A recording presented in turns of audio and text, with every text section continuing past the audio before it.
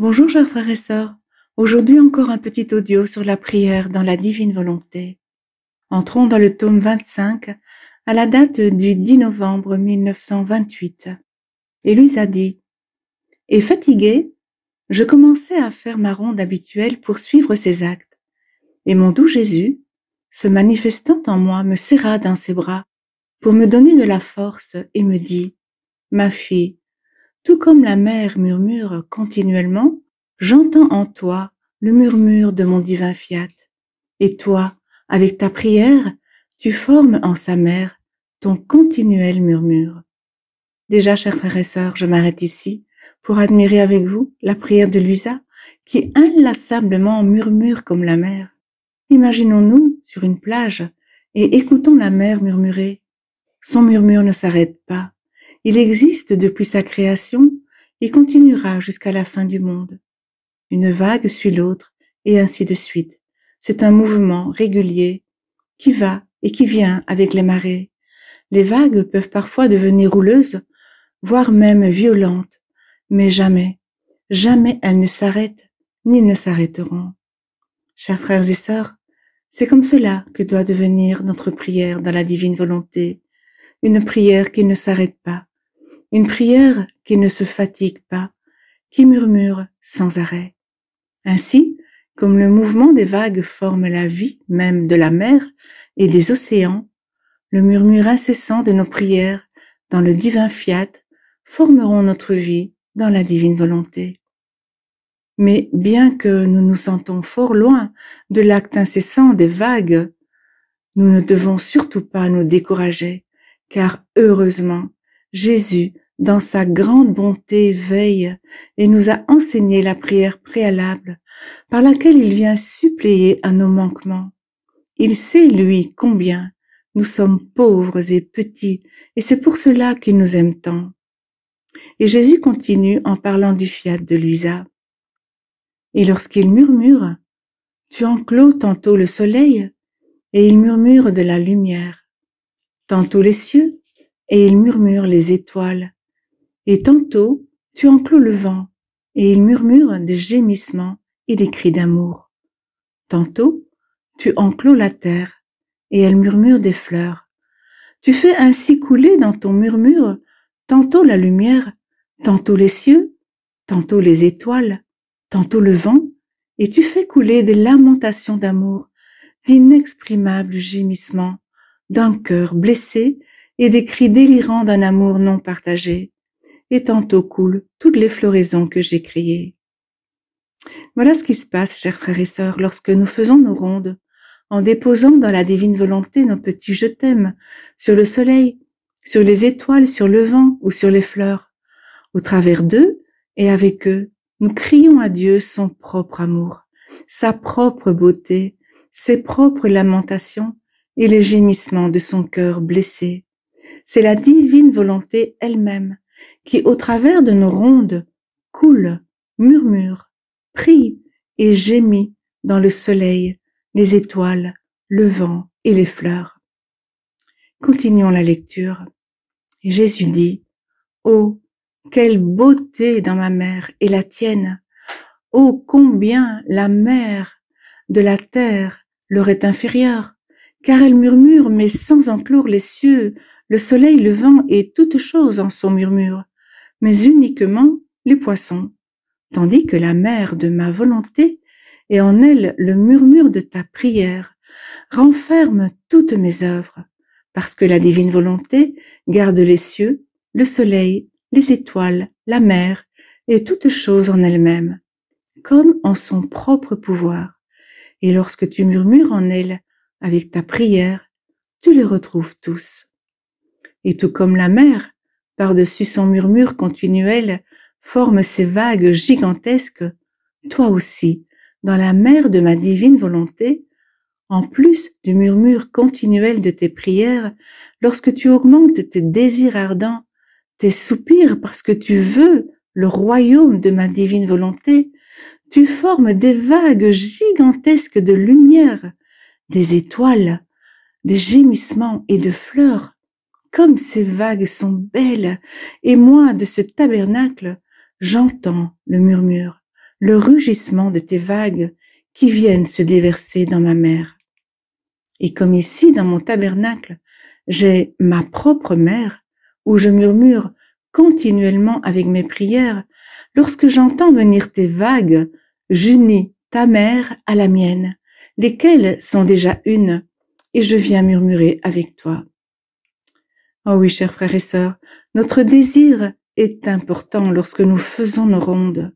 Faire une ronde sans amour, sans désir réel, de la faire pour Dieu seul, de l'aimer, ou distraitement peuvent déplaire à Dieu. Il faut veiller à la qualité de notre prière, la vivre, la respirer, la laisser battre et déborder de notre cœur. En un mot, il nous faut à tout prix rejoindre amoureusement la divine volonté qui gémit en nous dans son impatience et qui veut prier et aimer en nous. Continuons la prière. Et Jésus dit encore, « Et je ne me sens plus seul dans ce tabernacle. J'ai mon agréable compagnie, et nous murmurons ensemble. Et dans notre murmure, on peut entendre « Fiat, fiat, fiat », qu'il soit connu et restauré son royaume sur la terre. Ma fille, vivre dans ma volonté, prier en elle, c'est transporter le ciel sur la terre et la terre au ciel. C'est par conséquent notre véritable et total triomphe, notre victoire, nos divines conquêtes aussi. Sois-moi fidèle et attentive. Oui, chers frères et sœurs, fiat, qu'il soit connu et restaurer le royaume de Dieu sur la terre. C'est là le grand but de nos rondes et des actes dans la divine volonté. Alors, je vous entraîne maintenant dans le tome 29, à la date du 30 juin 1931. Jésus dit, « J'ai enseigné le Notre Père, afin que par cette prière, la créature puisse s'y disposer, acquérir les droits de le recevoir, et que Dieu se sente le devoir de le lui accorder. En enseignant le Pater Noster, j'ai moi-même mis entre leurs mains le droit de le recevoir, et j'ai entrepris de donner un royaume si saint. Et chaque fois que la créature récite le Notre Père, elle acquiert une sorte de droit d'entrée dans ce royaume. Premièrement, parce que c'est une prière enseignée par moi et qui contient la valeur de ma prière. Deuxièmement, parce que l'amour de notre divinité envers les créatures est si grand que nous faisons attention à tout, que nous remarquons tout, même les petits actes, les saints désirs, les petites prières, afin d'y répondre par de grandes grâces. On peut dire que ce sont des occasions, des prétextes que nous recherchons pour pouvoir lui dire « Tu as fait cela et nous te donnons cela. Tu as fait ce qui est petit et nous te donnons ce qui est grand. » Chers frères et sœurs, par la prière du Notre Père, Jésus nous donne non seulement le droit d'entrer dans le royaume, mais il nous en donne aussi l'assurance, puisque pour lui c'est sa volonté. Depuis 2000 ans, la prière du Notre Père est récitée dans l'Église. Elle a préparé ce temps que nous vivons aujourd'hui. Le temps est venu de réciter cette prière, de la dire, de la proclamer dans la divine volonté. Et nous pouvons aussi en augmenter la puissance en laissant Jésus lui-même la prier en nous, en nous unissant à toute la création, à tout le ciel, aux anges et à tous les saints et à toutes les créatures. Quelle armée! Oui, vraiment, mes frères et sœurs. Et le mot armée n'est pas trop fort. Écoutons ce que Jésus nous dit dans le tome 20, à la date du 19 février 1927. Il n'y aura pas de commentaire. Je poursuivais mon envol dans le divin fiat, et mon doux Jésus se fit voir, en sortant de mon intérieur, et joignant ses mains aux miennes, il m'invita à me battre avec lui. J'étais si petite et je ne me sentais pas la capacité ni la force de combattre avec lui, d'autant plus qu'une voix sortait d'une lumière et disait « Elle est trop petite, comment peut-elle gagner ce combat ?» Et Jésus répondit « Au contraire, c'est parce qu'elle est petite qu'elle peut gagner, car toute la force est dans la petitesse. j'étais découragée et je n'osais pas combattre avec Jésus. Et lui, m'incitant au combat, il me dit, « Ma fille, courage, essaie. Si tu gagnes, tu remporteras le royaume de ma volonté. Et tu ne devrais pas arrêter parce que tu es petite, car j'ai mis à ta disposition toute la force des choses créées. Ainsi, se joint à ton combat toute la force contenue dans les cieux, dans le soleil, dans l'eau, dans le vent et dans la mer. Tous me livrent bataille. Elles me combattent pour que je leur livre le royaume du divin fiat. Elles combattent les créatures avec les armes que chacune a en son pouvoir, afin que les créatures reconnaissent ma volonté et puissent la laisser régner comme elle-même la laisse régner parmi elles.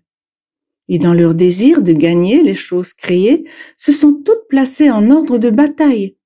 Et voyant que les créatures résistent, voulant gagner à tout prix, parce qu'elles ont avec elles la force de cette volonté qui les anime et les domine, avec les armes qu'elles possèdent, elles abattent les gens et les villes avec une telle puissance que personne ne peut leur résister.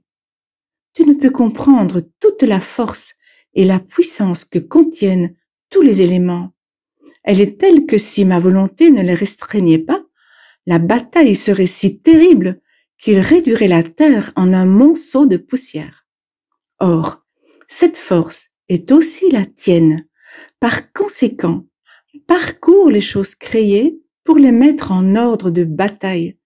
Que tes actes, ta demande continuelle pour le royaume du fiat suprême appelle toute la création à se tenir prête. Et ma volonté agit alors en elle et met en branle tous ses actes pour que vienne son royaume parmi les créatures. C'est par conséquent mon vouloir lui-même qui combat, qui livre bataille avec ma propre volonté pour le triomphe de son royaume. Ton combat est ainsi animé par ma volonté, qui possède une force suffisante, irrésistible pour vaincre. Par conséquent, va et combat, car tu gagneras. De plus, ton combat pour obtenir le royaume du fiat suprême est le plus saint qui puisse exister. C'est la bataille la plus juste et la plus légitime qui puisse être livrée. Cela est si vrai que ma volonté elle-même a commencé ce combat en formant la création, et ce n'est qu'après une victoire complète qu'elle se rendra. Mais veux-tu savoir quand tu luttes avec moi et moi avec toi? Je lutte lorsque je te manifeste les connaissances sur mon fiat éternel. Chaque parole, chaque connaissance, chaque comparaison est un combat et une bataille que je livre avec toi afin de gagner ta volonté, la mettre à sa place, créée par nous, et l'appeler presque à force de la combattre dans l'ordre et le royaume de mon divin vouloir. Et lorsque je livre ce combat avec toi, afin de soumettre ta volonté, je le commence parmi les créatures. Je lutte avec toi lorsque je t'enseigne la voie que tu dois suivre, ce que tu dois faire pour vivre dans mon royaume et les bonheurs et les joies que tu posséderas. En somme, je combats avec force de lumière que contiennent mes connaissances. Je combats à force d'amour et par les plus touchants exemples, de telle sorte que tu ne peux pas me résister. Je combats au moyen de promesses de bonheur et de joies infinies. Mon combat est persistant et je ne me lasse jamais. Mais pour gagner quoi? Ta volonté, et avec la tienne, celles qui reconnaîtront la mienne, afin de vivre dans mon royaume. Et tu luttes avec moi lorsque tu reçois mes connaissances, et que tu les places en ordre dans ton âme pour former en toi le royaume de mon fiat suprême. Et en combattant avec moi, tu t'efforces de gagner mon royaume. Chacun de tes actes accomplis dans ma volonté est un combat que tu me livres dans chaque ronde à travers toutes les choses créées pour tenir à tous les actes que ma volonté accomplit dans toute la création. Tu appelles toute la création à livrer bataille afin de gagner mon royaume mettant en œuvre ma volonté elle-même dans toutes les choses créées pour mener le combat contre ma volonté elle-même, afin d'établir son royaume. C'est pourquoi, en ces temps, le vent, l'eau, la mer, la terre et les cieux sont tous plus que jamais en mouvement, livrant bataille contre les créatures lorsque se produisent de nouveaux phénomènes.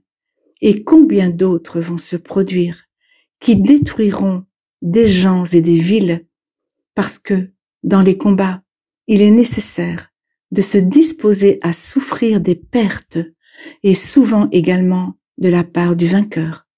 Il n'y a jamais eu de royaume conquis sans combat, et s'il y en eut, ils n'ont pas duré longtemps.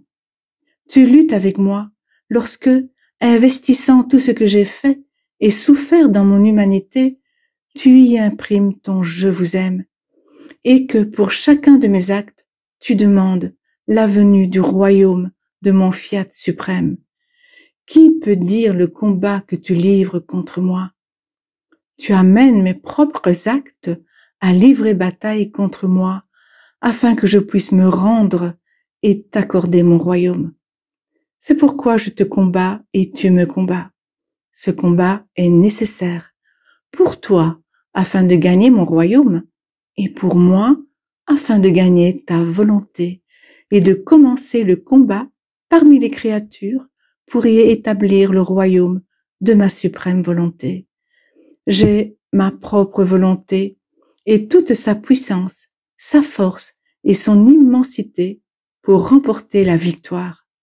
Tu as ma volonté elle-même à ta disposition, toute la création et tous les biens que j'ai dans la rédemption, afin de lancer une formidable armée pour livrer bataille et gagner le royaume du fiat suprême. Vois, chaque mot que tu écris est aussi un combat que tu me livres, un soldat de plus qui rejoint l'armée, qui doit gagner le royaume de ma volonté. Par conséquent, sois attentive, ma fille, car ce sont des temps de combat et il est nécessaire d'user de tous les moyens pour gagner. Chers frères et sœurs, oui, nous le sentons bien, n'est-ce pas? Nous sommes dans un temps de combat, de guerre. Il y a beaucoup de combats sur la terre et dans les peuples aujourd'hui. Notre combat à nous, c'est celui de supplier dans la divine volonté par nos prières, nos rondes et nos actes, que le règne de Dieu descende bien vite sur la terre, qu'il vienne régner dans tous les cœurs et que ceux-ci se transforment en mer de tendresse, en mer de reconnaissance, de beauté, de louange et d'adoration incessante, en de vrais murmures d'amour éternel pour notre Dieu. Voilà, chers frères et sœurs, je vous laisse méditer ce combat extraordinaire que le Seigneur veut que nous menions avec lui et je vous souhaite une excellente journée. Soyez bénis.